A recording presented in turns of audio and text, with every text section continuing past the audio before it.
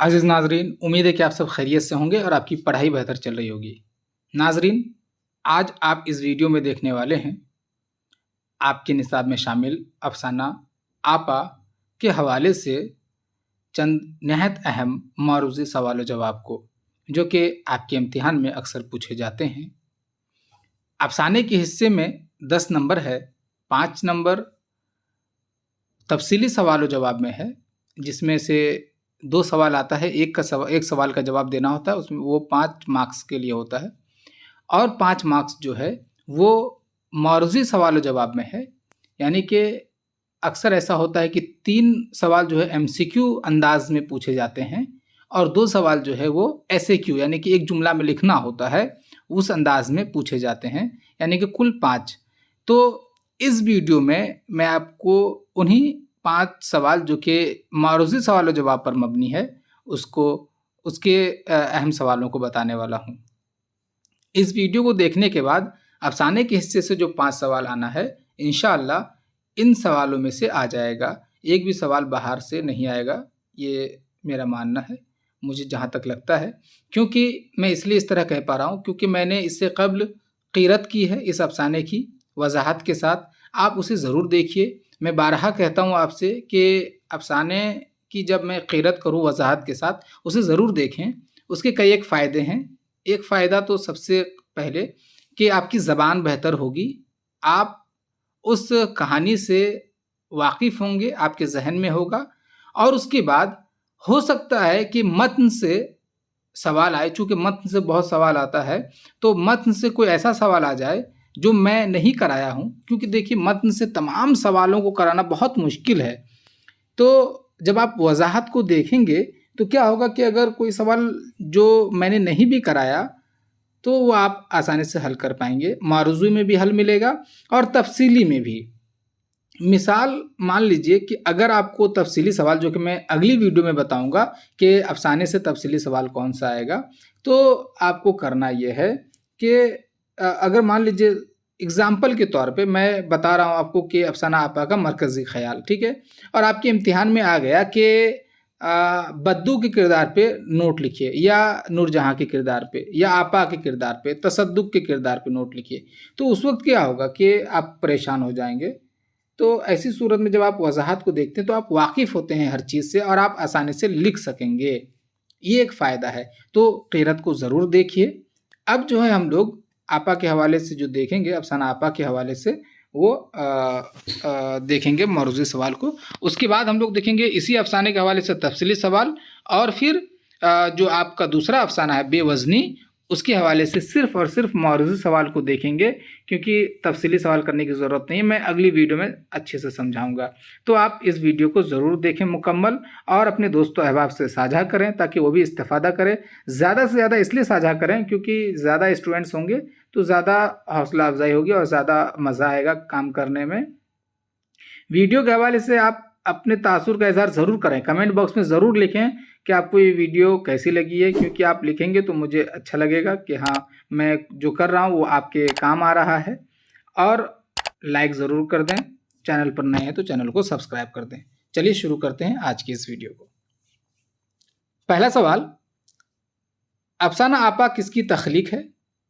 तो अफ़साना आपा मुमताज़ मुफ़्ती की तख़लीक़ है। देखिए मैं जो एमसीक्यू है वो नहीं लिख रहा हूँ, क्योंकि आपका एमसीक्यू मान लीजिए किस तरह होगा कि अफ़साना आपा किसकी तख़लीक़ है, 4 ऑप्शन होंगे आपके सामने, मुमताज़ मुफ़्ती, ज़फ़र गनवी, एजाज़ अहमद या मान लीजिए मेरा नाम सज्जाद अंसारी। तो उनमें से एक नाम आपको लेना है। उसमें से आपको सिर्फ़ अपनी कॉपी में जो है एक ऑप्शन को लिख देना होता है। ऑप्शन ए है तो ऑप्शन ए दे करके नाम लिख दिए मुमताज़ मुफ़्ती, इस तरह का मामला होता है। तो उसमें कोई ये नहीं है। लेकिन अगर एसईक्यू में पूरा जुमला बनाना होता है, इसलिए मैं जुमला बना करके दे रहा हूँ कि अगर आ जाए कि अफ़साना आपा किसकी तख़लीक़ है, तो आपको लिखना अफ़साना आपा मुमताज़ मुफ़्ती की तख़लीक़ है। अगला सवाल, अफ़साना आपा के मरकज़ी किरदार का नाम बताइए। तो अफ़साना आपा के मरकज़ी किरदार का नाम आपा है। अगला सवाल, आपा का असल नाम बताइए। अच्छा, पहले मैं ये समझा दूँ कि मरकज़ी किरदार क्या होता है, ठीक है? ताकि आप कन्फ्यूज़ ना रहें, क्योंकि एक किरदार है इस अफ़साने में, तो मरकज़ी किरदार होता यह है कि अफ़साने का या दास्तान का, नावल का, ड्रामे का वो किरदार जिसके गिर्द मुकम्मल कहानी घूमे। कहानी जिस किरदार के लिए लिखी जाती है, ख़ास तौर से वो किरदार मरकज़ी किरदार कहलाता है। किरदार कई होंगे, फ़ाल किरदार, मरकज़ी किरदार, ज़िमनी किरदार, ज़ेली किरदार, वो बाद में आप समझेंगे, लेकिन आपके इम्तिहान के हवाले से मरकज़ी किरदार पूछा जाता है, इसलिए यहाँ पे सवाल है। अब मरकज़ी किरदार का कंसेप्ट ये है कि वह किरदार जिसके गिर्द कहानी घूमे, ठीक है। आप देखें कि अफ़साना आपा में जो कहानी है वो आपा की गिर्द ही घूमती है, तो आपा मरकज़ी किरदार है। उसके बाद अफ़साना आपा के मरकज़ी किरदार का नाम बताइए। अच्छा, वो तो दे दिए जवाब, अफ़साना आपा के मरकज़ी किरदार का नाम आपा है। अच्छा, और आपा का असल नाम बताइए, क्योंकि आपा का असल नाम हम लोग जानते हैं, आपा का असल नाम सज्जादा है, ठीक है। क्या है? सज्जादा है। इसे याद रखने का बहुत आसान तरीका मैं बता रहा हूँ, क्योंकि सज्जादा और साजिदा दो है, तो आपा का नाम सज्जादा है। सज्जाद में सिर्फ गोल ही लगा देंगे तो सज्जादा हो जाएगा, और जो खालाजाद बहन है इसकी वो है साजिदा। सज्जादा, साजिदा, फ़र्क है दोनों, हाँ। अच्छा, बद्दू कौन है? तो बद्दू आपा का छोटा भाई है। अच्छा, आप इस तरह भी लिख सकते हैं कि बद्दू नूरजहाँ का छोटा भाई है, तो नूरजहाँ का भी या आपा का भी लिख सकते हैं बद्दू। अच्छा, सवाल अगर इस तरह दे कि अफ़साना आपा में जो बच्चे का किरदार है उसका नाम क्या है, तो आपको लिखना है बद्दू है, ठीक है। सवाल को इस तरह भी घुमाया जा सकता है, बद्दू कौन है की जगह में कि अफ़साना आपा में जो बच्चे का किरदार है उसे लिखिए, ठीक है। उसका नाम तो बद्दू है। उसके बाद बद्दू की उम्र कितनी है? तो बद्दू की उम्र 6-7 साल है। 6-7 दोनों लिखना है आपको, क्योंकि अफ़साना में 6 और 7 दोनों लिखा हुआ है। बद्दू किससे शादी करना चाहता है? तो बद्दू छाजूबाजी, आपको ब्रैकेट में साजिदा लिख देना है, ठीक है, ताकि एग्जामिनर ज़्यादा वाज़ेह हो जाए, समझ जाए। छाजूबाजी जो साजिदा को वो कहता है, तो वो छाजूबाजी से शादी करना चाहता है, ठीक है। क्लियर हो गया? बद्दू किससे शादी करना चाहता है? छाजूबाजी से। आप अफ़साने के शुरू में देखेंगे वो आपा से शादी करना नहीं चाहता है, वो किससे करना चाहता है? छाजूबाजी से, यानी कि सज्जादा से। अगला सवाल, बद्दू आपा से शादी की बात पर किस तरफ इशारा करता है? ये सवाल आपके इम्तिहान में आया है, आ चुका है ये मेरे ख्याल से 22 से 23 में। तो बद्दू आपा से शादी की बात पर किस तरफ इशारा करता है? तो बद्दू आपा से शादी की बात पर उपले की तरफ। अच्छा, यहाँ पे ये गलत हो गया है, उपली हो गया है, या मजहूल होगा, उपले। जो इम्तिहान ये किताब में है ना, उपला लिखा हुआ, चूंकि की आ रहा है उसके पास आगे, तो इसलिए उपले लिखेंगे उसको। तो उपले की तरफ इशारा करता है, ठीक है। और फिर दूसरा क्या है उसी के साथ कि बद्दू छाजूबाजी यानी साजिदा से शादी की बात पर किस तरफ इशारा करता है? तो वो जो है बिजली के जो बल्ब होते हैं उस तरफ इशारा करता है। शादी की बात पर बिजली के बल्ब की तरफ इशारा करता है। सज्जादा से, आपा से जब शादी की बात आती है तो वो कहता है कि आपा जो उपले की तरह है। आपको याद होगा वो छूने जाता है तो आपा उसको मारती है क्योंकि उसमें आग है, तो वो उपले से तशबीह देता है इसको, आपा को।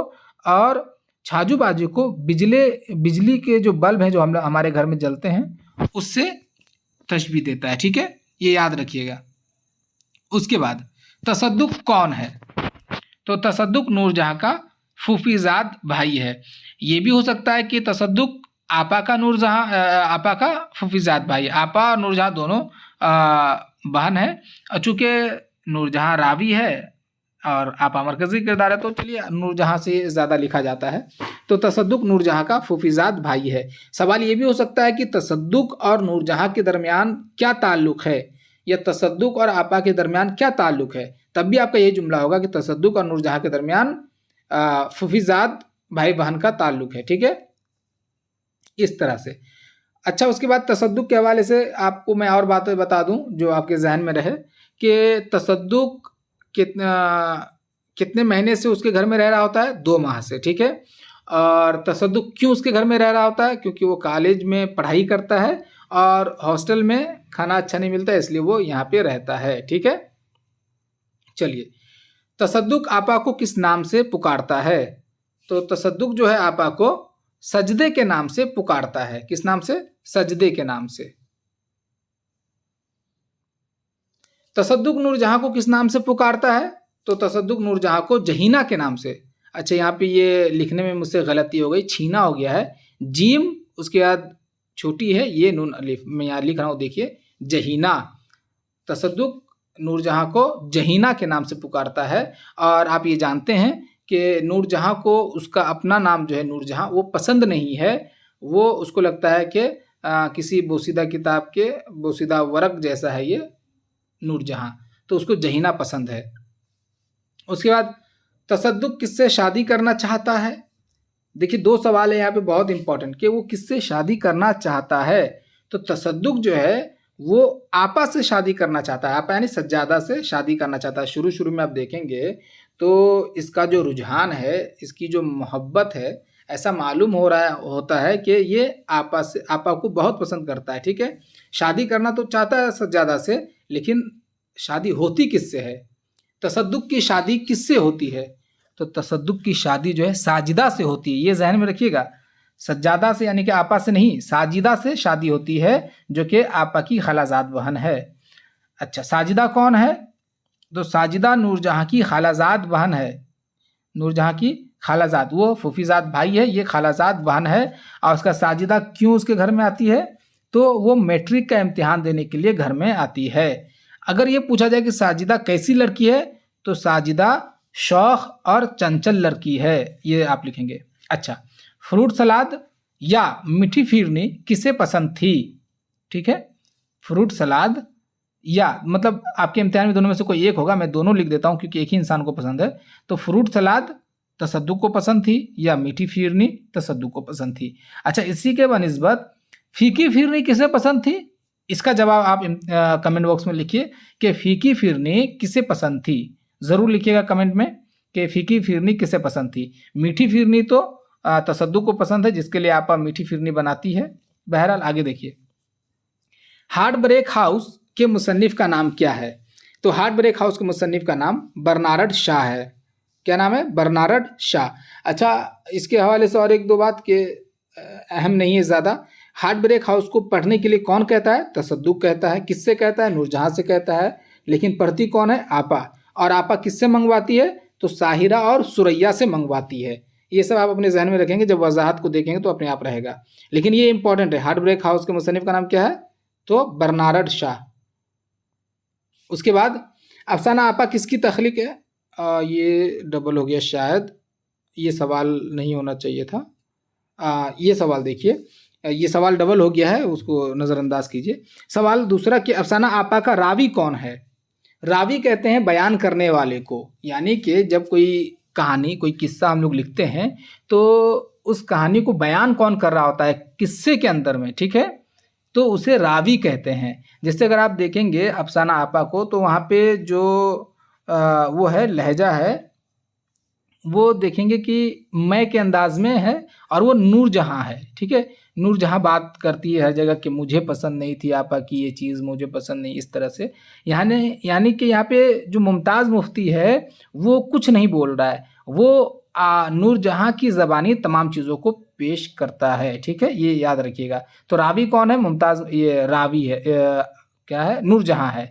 तो आपको लिखना है अफसाना आपा का रावी आपा की छोटी बहन नूरजहां है। ठीक है, ये सवाल कई बार आया है, इसलिए इसको अपने जहन में रखिएगा, नूरजहां रावी है। ठीक है, अगला सवाल, ये भी सवाल डबल हो गया है कि अफसाना आपा का मरकजी किरदार, तो वो तो आपा यानी कि सज्जादा है, इस तरह आपको लिखना है। आपा का मरकजी किरदार आपा ही नहीं लिखना है, सज्जादा भी लिखना है, यानी सज्जादा है, या ब्रैकेट में लिख के सज्जादा है।